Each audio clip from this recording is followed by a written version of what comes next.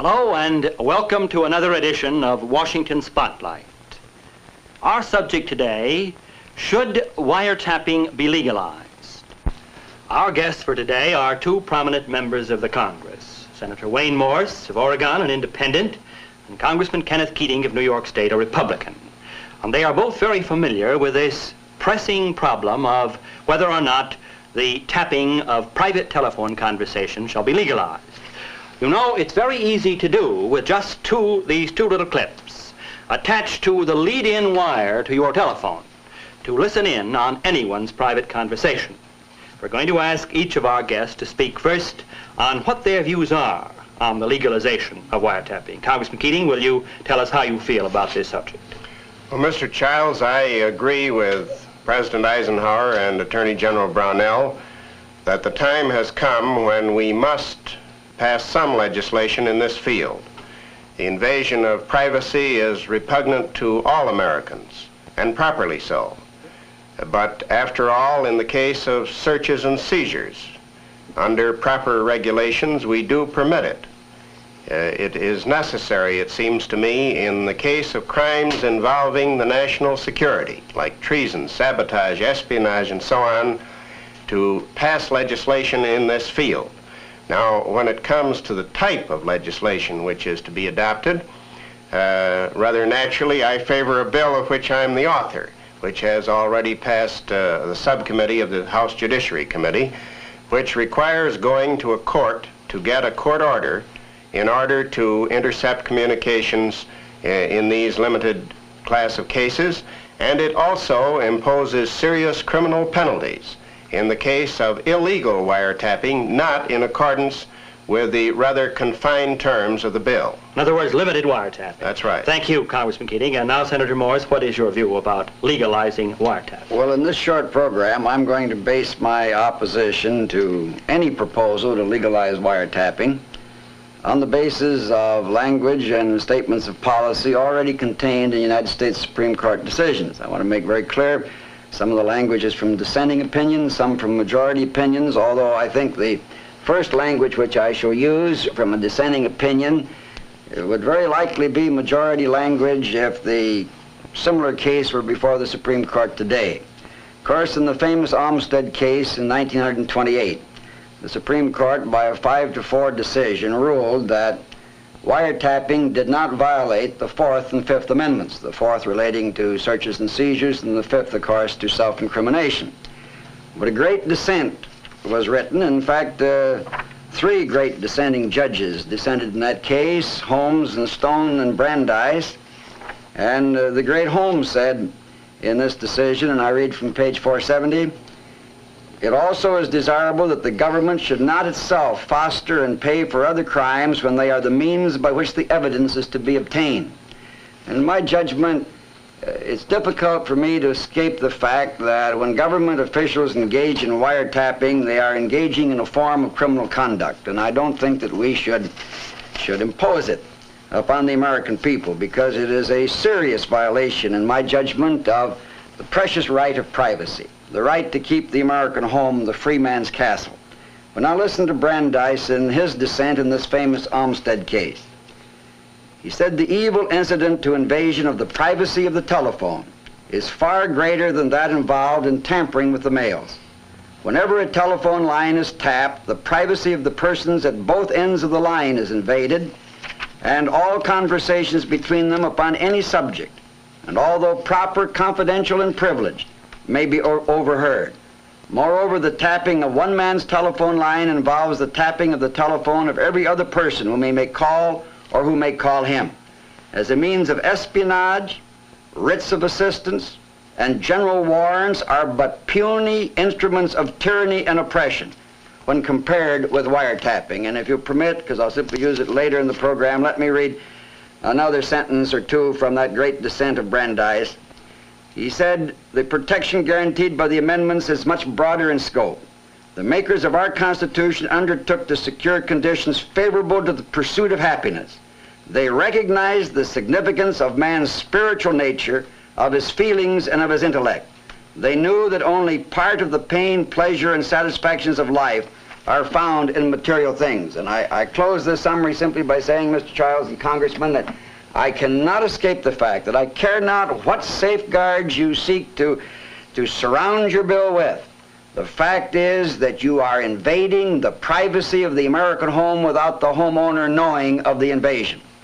I'd like to ask you, Congressman Keating, about this matter of safeguards, particularly with respect to your bill. Well, in the first place, my feeling is, and nobody can tell, that Justices Holmes and Brandeis, great men as they were, facing the problem as of today, with the espionage and sabotage and treason that's been going on in this country, that they would not oppose such a measure as has been passed through our committee. They were dealing with the present situation without any legislation, and I agree that wiretapping has in many instances been carried too far, not only by government officials but by private individuals. But we are here dealing, I must emphatically point out, with only those who are engaged or alleged to be engaged in crimes against our country. And in order to obtain a wiretap under the terms of this bill, a court must be satisfied by affidavit that a crime has been or is about to be committed, and that the evidence will be material to a controversy. Now, it also provides that the Attorney General shall lay down rules to govern the thing. Of course, this bill does not go as far. It's rather interesting. I was on a program not long ago with a Democratic congressman from Oklahoma who opposes my bill because it goes too far. But what you were saying, in effect, is that the element of communist infiltration has made the change that makes this inevitable. That's right. I'd like to ask the Senator to hit a midway ground. Comment on this element of communist espionage and infiltration as a new element in American life. Let me say Congressman Keating doesn't abhor communism any more than the senator from Oregon. But I don't think you need to violate the privacy of the American home in order to detect subversive and communist activities in the United States. I think the FBI, I think your military secret service are doing a remarkably good job in regard to detecting the cells of communism in the country, but I wouldn't give to them wiretapping power. But what about the provision of going into the court, as his bill provides? Well, I say most respectfully, it's no protection at all. You see, it's not an analogous case to search and seizure. When you go into the court to get court authorization for search and seizure, you have to specify what you're after. But you see, when you go into the court to get an order authorizing you to wiretap your home or mine or that of 160 million other Americans, the person that is being tapped hasn't the slightest idea is being tapped. All of the intimate conversations of American home life are going to be taken down. Now, let me tell you, in this fight for freedom, we've always had to be on guard against police tyranny. Police tyranny and police protection are quite different things. And in the enforcement of the criminal law in this country, if you'll study it, there have been these periodic times when police have adopted tyrannical third-degree methods, blackmailing tactics, and you give to the police, under court order or without a court order, the power to take down all the conversations in a free man's home, and you open up a terrible, vicious cycle of tyranny. What about your view of this protection, the safeguard? I point out to you, Mr. Childs, that your home, Senator Morse's home, and my home are not going to be tapped under this bill. We are here, and nor any of the homes of the patriotic Americans watching this program. The homes that are going to be tapped are those where there is reasonable cause to believe that a crime has been or is about to be committed. I'm quoting from the language. And that the communications contain information which would assist in the conduct of such investigations. You have no check on the police. You have no check on the court. Where's the judge that's going to deny a writ to proceed with wiretapping if the police or your law enforcement officers ask for it? There'll be few and far between. And the same argument, may I say, was made at the time that the illegal search and seizure problem was before the courts. And our Supreme Court pointed out there, you can't draw the distinction between the guilty and the not guilty.